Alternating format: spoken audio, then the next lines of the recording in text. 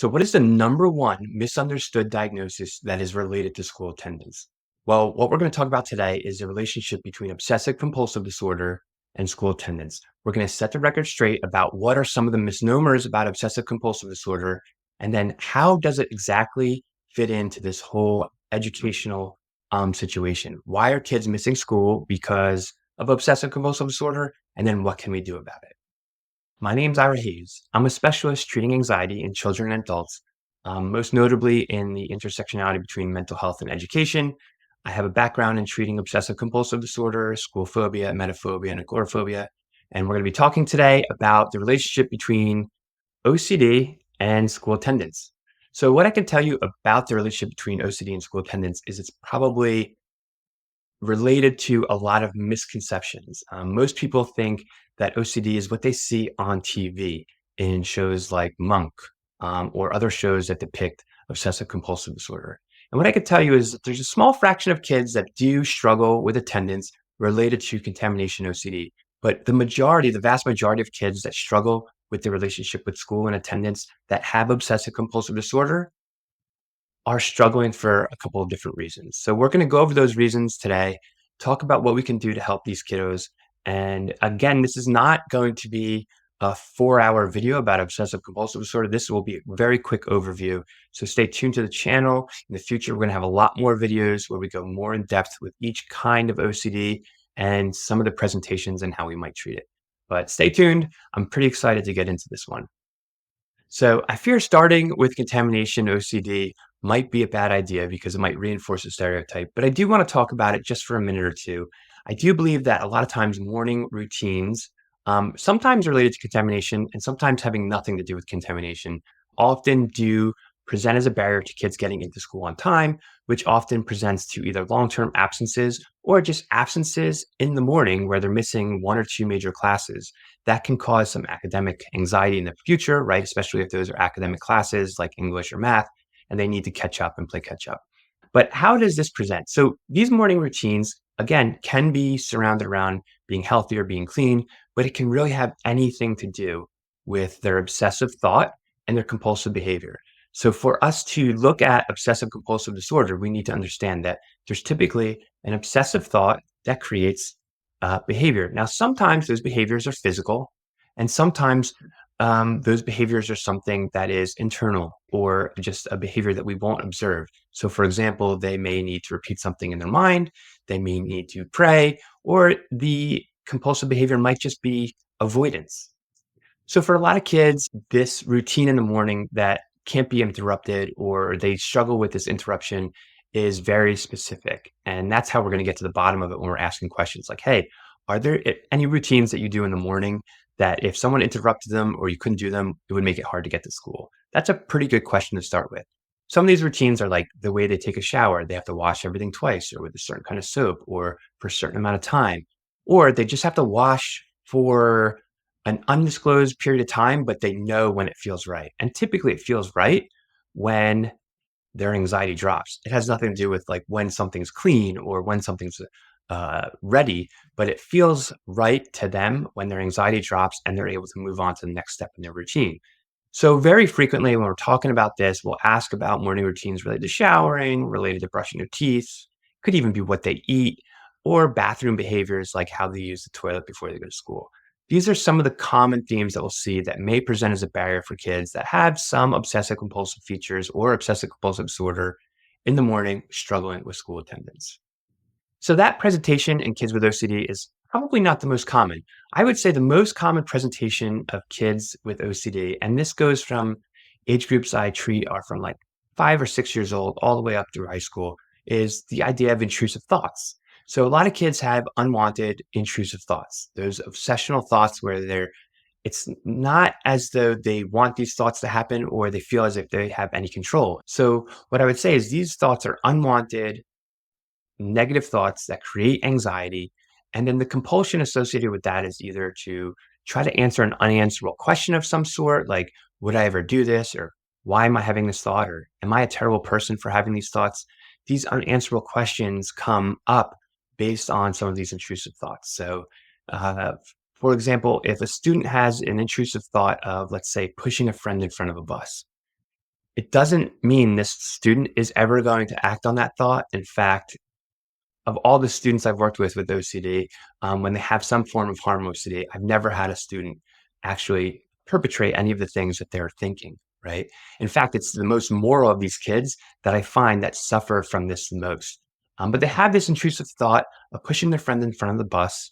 And then unfortunately, their compulsion is, I need to avoid taking the bus. I need to be late with other things so that I don't have to take the bus, or I'm just panicked the entire bus ride because I'm asking myself, why am I having these thoughts? Bobby's my best friend. I know I would never do this to Bobby. Would I ever do this to Bobby? And then they start maybe even seeking reassurance, which we'll talk about in just a few minutes. So, as you can imagine, if you were having these intrusive thoughts all day long about, let's say, I mean, a couple different themes might be harm, there might be self harm, OCD, there might be sexually intrusive thoughts about having sex with someone at school or being assaulted by someone at school, or intrusive thoughts related to someone's being safe, a family member or friend that we might know. So, imagine you have one of these intrusive thoughts and it's a little bit scary and it takes 5 or 10 minutes for it to go away. But typically speaking, with a child with obsessive compulsive disorder, specifically if they're not in treatment and getting the appropriate treatment, this might be 10, 20, 50, 80 times a day that they're having an intrusive thought, they're feeling this anxiety, and then they have to perform either a mental compulsion or physical compulsion to make this intrusive thought go away. That's the only way that they're feeling any kind of refuge from these thoughts.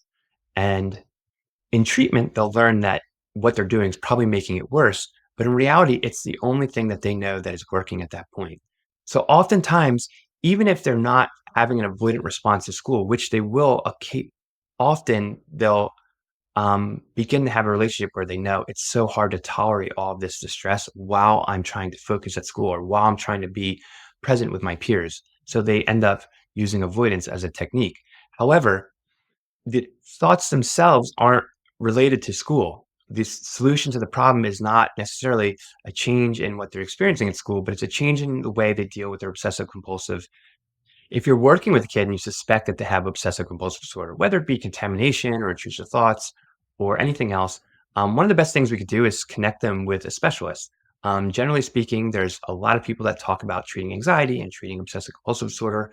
But what I found in my practice and in my experience working with, hundreds of kids, if we're using exposure response prevention and we're using acceptance commitment therapy, we've got the best chance of success working with these kids. So if you're looking to set them up with a specialist, please make sure that they are very familiar with some of the evidence-based treatment interventions for obsessive compulsive disorder. So we've got this contamination routine or any kind of morning time routine that might prevent a kid from getting into school on time. We've also got these intrusive thoughts that are kind of overwhelming their senses and overwhelming their anxiety, potentially before school and throughout the day, creating a relationship where they might start avoiding school just because it's so overwhelming and difficult to manage all this anxiety. The third way that I see probably most frequently that OCD interacts with education is when a student has reassurance OCD. So, if you're not familiar, reassurance OCD is basically the seeking of reassurance becomes the compulsion, and the answer and or the reassurance becomes the fulfillment of this compulsion. So they have this unanswerable question like, am I a good person? Am I going to hurt someone? It might be brought on by an intrusive thought even. But then they seek reassurance from their environment to see if they're okay. Very frequently, what people misunderstand is if a kid has a thought like, am I a good person? We tend to think as strengths-based clinicians or people working with a kid that we care about, oh, of course, buddy, you're a great person. We all know that you're a good person. And in fact, when we reassure a student with obsessive compulsive disorder, oftentimes we're contributing to the long-term negative effect of the obsessive compulsive disorder. So again, it's really important to educate ourselves about how exposure response prevention and ACT will help a student who's struggling with reassurance OCD and how to collaborate with them to reduce their reassurance seeking at school. But reassurance comes in a lot of different ways. It could be something as simple as, did I do my homework right?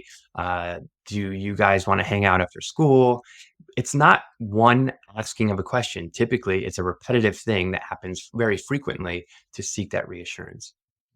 Now, if you're working with a kid with reassurance OCD and you know they have OCD and you're working on reducing their reassurance behaviors, don't be surprised if you get caught once in a while providing reassurance.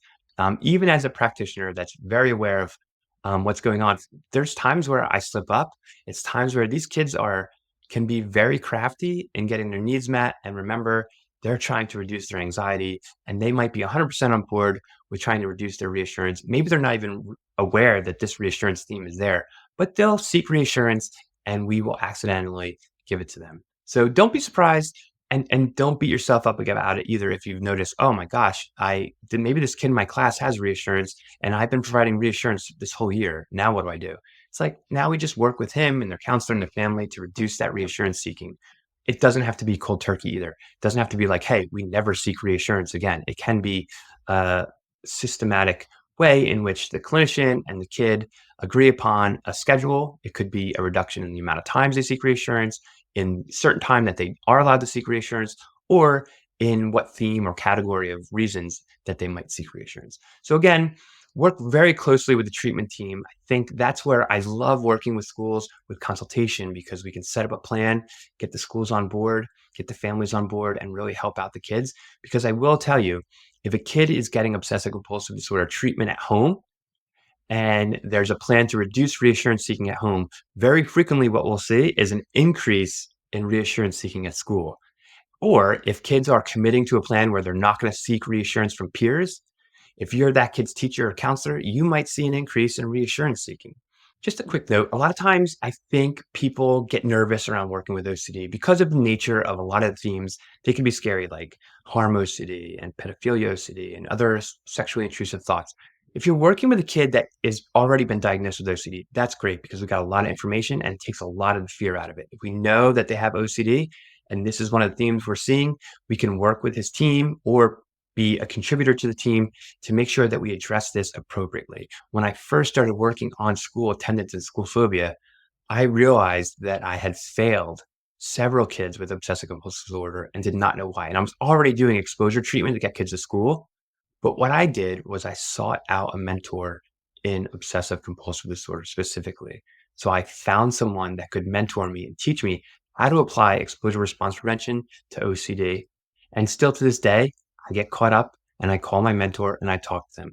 And I'm happy to say that I'm currently working on opening a new company with my mentor, and we'll be having some information on this channel and on all my social media shortly when that company opens up.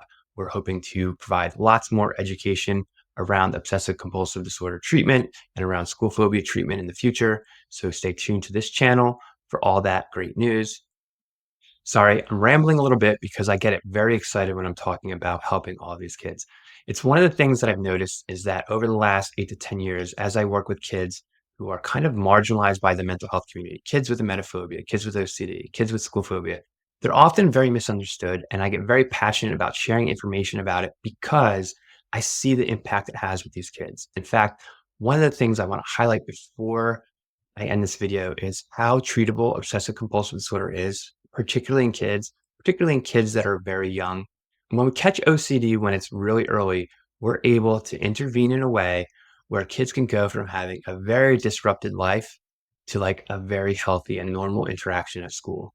So let's work together, connecting the kids with the treatment that they need related to their obsessive compulsive disorder.